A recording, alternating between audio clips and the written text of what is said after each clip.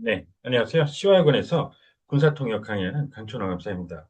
오늘은 6.25 그 전쟁 당시에 전산 미국의 한 군인에 대해서 한번 정리를 해보도록 하겠습니다.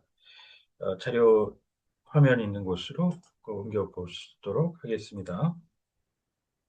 자, 우측 사진에 계신 그 사진을 볼 수가 있는 이 병사 한 명이 6.25 당시에 이제 전사를 했다고 합니다. 안타깝게도. 관련된 이제 소식 정리해 보시죠. 하시면서 저희 이제 블로그에 방문하시면 그 사용했던 지문 등 다시 이용하실 수 있습니다. 자, 그러시면은 첫 번째 파트부터 보시죠. 제목부터 정리를 들어보도록 하겠습니다. 이 한 그 그 병, 육군 병사가 한국에서 온전히 최후까지 헌신을 한 고지에서 했습니다. 이 힐은 높은 그 지대를 차지하고 있으면 군사에서 적보다 유리할 수 있겠죠. 그래서 이걸 고지라고 표현을 하는데요. 힐하고 하이트하고 똑같은 의미를 쓰이게 됩니다. 일반적으로 언덕이라고 하고 이런 것도 여러 개 모였으면 구릉이라고 하는데 그렇게 하지 않고요. 고지라고 합니다. 자, 그 다음에 이제 지금 Full Measure 영화 제목 같은 데도 좀 영화 등장을 하고 영화 내용 같은 데도 종종 등장을 하고 하는 문구인데요. Last Full Measure 이게 어느 정도는 해석은 정착이 되었다고 볼 수가 있는데 이 풀이가 좀 이해를 해놓지 않으시면 나중에 쓰기가 좀 어렵지 않을까 하는 그런 문구라고 봅니다. 이 메저라는 게 우리가 알고 있는 어떤 음, 조치라는 말로 제일 많이 쓰죠. 행정 조치 같은 거에서 쓰고 측정이라는 말은 동사로 쓸 때 하는데 지금 여기서 이 measure는 이런 의미로 어떤 음, not to be exceeded 초과해서는 안 되는 어떤 한도 그 정도의 이제 의미를 띠는 그래서 to know no measure 어떤 이렇게 하면 한계를 모른다는 리밋이 없다는 그런 의미로 이제 쓰이는 그래서 자기가 할 수 있는 최대한을 그것도 마지막 순간까지 했다는 그래서 온전히 최후까지 헌신을 했다 이렇게 묶어서 정리를 했습니다. 자 그리고 이제 또 일반적으로 우리가 알고 있자는 비군사 쪽에 밸런 메주어라고 들어보셨나요? 이게 주민들이 발의를 해서 미국에 각 주의 주민들이 법안을 내는 거가 있죠. 한국에는 없는 제도라고 볼 수 있는데 이거를 주민투표 발의라고 표현합니다. 주민투표 부의라고도 하고요. 그래서 좀 특이한 케이스죠. 기억을 같이 해주시면 좋겠고요. 자, 음, 이 리퍼 작전 그 초창기에 이 닐슨 브리튼 중사, 서전 플러스 클래스 중사는 이 아주 잔인했던 일종의 고지 전투를 겪었는데요. 이곳은 이후에 한국전, 즉 6.25 전쟁 나머지 잔여 기간에 일상이 되었습니다.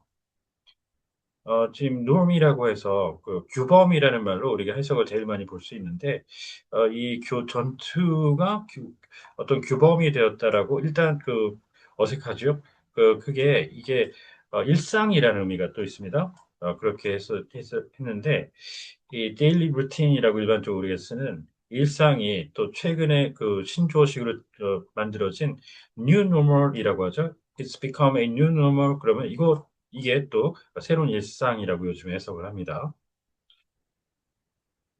이 브리튼시는 뉴저지주 오드번 출생으로 1920년 10월 31일생인데 이후 1942년 7월 7일 미 육군에 징집되었습니다. 네, 미국은 뭐 지금 현재로서는 과거에 이제 베트남전, 월남전이라든가 그럴 때 빼고는 징집을 하는 경우가 별로 없었는데 지금 이 단어는 징집이라는 의미로 쓰인 거죠. 발렌티어로 간 게 아니라 강제로 끌려가는. 지금 한국은 완전 징병제죠. 징집을 하는 드래프트라고 해서 이게 이제 정식으로 징병제로 쓰는 말입니다. 미군들이.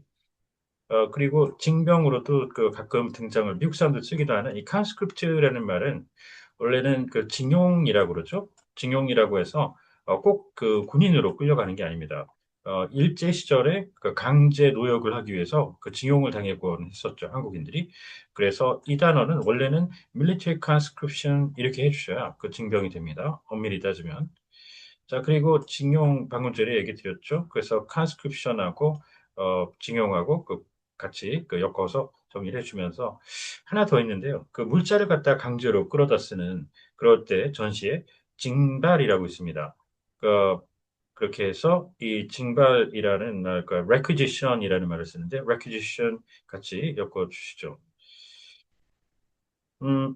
그리고 나서 이 세계 2차 대전 당시 이탈리아에서 복무를 했고, 그리고 나서 1946년 제대했습니다. 자, 이 제대라는 말을, 전역이라는 말과 좀 구분해서요. 예비군 쪽으로 역종을 바꾸는 전역은 이 separation을 씁니다. 그리고, 민간에서는 은퇴한다는 의미로 이제 퇴역이라고 그러죠. retire 단어 똑같습니다. retire 이렇게 해주시고요. 그리고 나서 그 잠시 그 이탈리아 그 플로렌스 대학교에 재학을 했고 그리고 나서 1948년 재입대 결정을 했습니다. 그렇게 해서 일본 그 주둔 그 점령군에서 복무를 했죠. 미국에 이제 이게 사병으로 입대한다는 의미인데요. 그 엄밀히 따져서 장교 그 임관하는 커미션하고 나오지 않으면 굳이 그렇게까지는 안 하셔도 되겠고요. 재입대라는 말이 좀 우리 상식선에서는 이해하기 어렵죠. 가급적이면 이게 군대를 안 가려고 하는 사람들도 좀 있고 하기 때문에 그런데 미군은 그 기본적으로 아까 말씀드렸죠. 모병제죠. 그리고 직업군인이죠. 그래서 이제 이 자기 원에 의해서 군대를 나갔다가도 다시 입대하고 이런 경우가 굉장히 많습니다. 그런 그 사례로 보시면 되겠고요. 예, 여기 이제 그 군대, 그 기본적으로 육군 쪽에 그 부대 단위를 쭉 넣어드렸는데, 맨 위에 전구라고 있고요. 조금 이따 이제 부대 단위가 나올 텐데, 한번 봐서 정리를 해주시는 게 좋습니다. 이 전쟁을 수행하는 가장 넓은 구역이라고 해서 전구라고 하는데요. 이 밑에 여기 하나가 빠진 게 그 캠페인이라고 있습니다. 전역이라고 하는데요. 그 일련의 군사작전이 실행되는 지역을 묶어서 얘기합니다. 그래서 태평양 전국 티어터 내 한반도 전역, 코리안 프린슐라 캠페인 이런 식으로 그 예를 찾아보실 수가 있습니다. 자, 그 다음에 이제 군부터 쭉 해가지고 그 스쿼드 뭐 그리고 이제 이거보다 작은 조라고 또 있는데 팀까지 이렇게 해서 군 부대 단위를 참고해 보시고요. 자, 그 다음에 이제 그 밑에 나오는 것과 연동이 될 텐데 지금 여기 보면 G부터 I라고 해서 이뭐 쉽게 뭐 식별이 되죠. 알파벳 그을 갖다가 이런 식으로 미군은 그 부대 그 이름으로 붙이죠. 그 명명을 할 때 이중대, 아이중대, 지중대 이렇게 하는데 자, 염두에 이제 두시면서 넘어가 보겠습니다. 그렇게 해서 어, 이 중사 그 중사로 진급을 했는데 그때 한국 그 대한민국에 파견이 그 되었습니다. 소속은 제24 그 보병사단 제19 그 연대 제3 대대 예하 I 중대였습니다. 지금 여기 이제 풀어서 rise in rank라고 했는데 조금 더 압축해서 he had been 그 promoted to 이렇게 해서 promote라는 말로 줄여 쓸 수 있죠. 그 진급. 반대로 이제 강등이라고 해서 그 계급이 떨어지는 그거는 demote를 쓰게 됩니다. 아까 이제 부대 단위 보셨죠? 이렇게 해서 이 컴마를 지금 찍고 있잖아요. 그러면 뭔지 몰라도 그 컴마를 찍으면 맨 뒤에 있는 게 가장 상급 부대가 됩니다. 하이스트 유닛. 그렇게 해서 뭔지 몰라도 뒤에서부터 이렇게 오시면 되는데 이거를 컴마를 빼고 쓰면 뭔지 몰라도 맨 앞에가 최상급 부대가 됩니다. 그래서 순서대로 쭉 가시면 되고요. 꼭 염두에 두셔야 되고 말로 들을 때는 어렵겠죠. 그래서 이제 이걸 말로 반대로 한영으로 우리가 옮겨줄 때는 affiliated with라든가 under라든가 이런 말로 좀 넣어서 표현을 해주셔야 그 상대방에게 이해를 쉽게 그 표현해 줄 수가 있습니다. 그 상하 부대를. 자, 그리고 이게 그 I라고 이제 그 되는 거라고 아까 뭐 그 알파벳 단 거 있었잖아요.